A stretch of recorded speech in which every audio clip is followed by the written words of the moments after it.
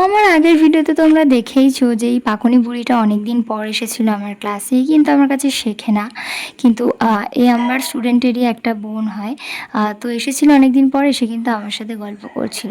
তো যাই হোক, এখানে কিন্তু মিডিয়াম ক্লাসদের মুদ্রার যে নলেজগুলো সেগুলো আমি হালকার উপর দিয়ে রাখি, কারণ যাতে পরে না প্রবলেম হয়, পরে কোনো ডান্সের মধ্যে মুদ্রা ধরাতে গিয়ে যেন কোনো প্রবলেম না হয়। আর এখানে একজন পারছে না দেখে কিন্তু আর একজন হেল্প করছে। এরকম ছোটোখাটো ব্যাপারগুলো না বেশ ভাল লাগে। দেখো, এক দুজন ওকে হেল্প করছে, পারছে না, তো যাই হোক এরকমভাবে দেখিয়ে দেওয়া হয়। আর এটা হলো আমার একদম বড়দের গ্রুপ, সিনিয়র গ্রুপ। আর এখানে একটা পুচকু এদের সাথে এই নাচটা তুলে রেখেছিল, দেন ও এদের সাথেই এই পারফরমেন্সটা করবে।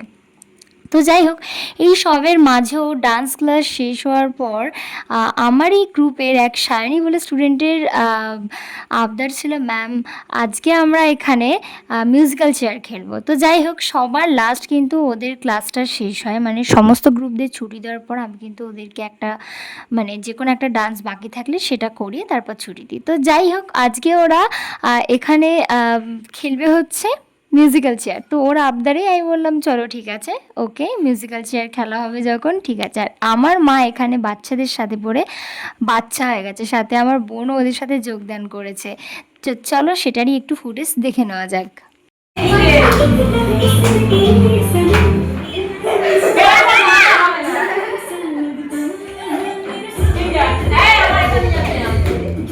হাত দিলে হবে না।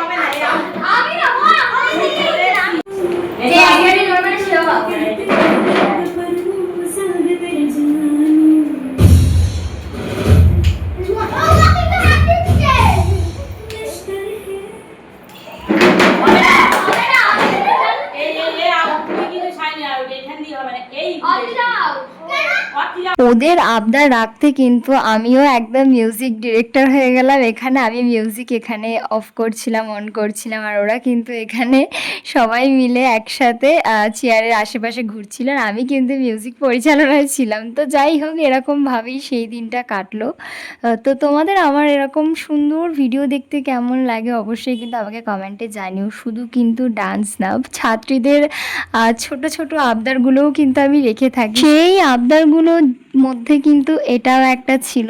তো আজকের ভিডিও এতটাই। ভিডিও ভালো লেগে থাকলে কিন্তু লাইক, কমেন্ট, সাবস্ক্রাইব করতেই হবে। দেখা হচ্ছে পরের সুন্দর ভিডিওতে। ততক্ষণের জন্য সবাই ভালো থেকো, সুস্থ থাকো, টাটা।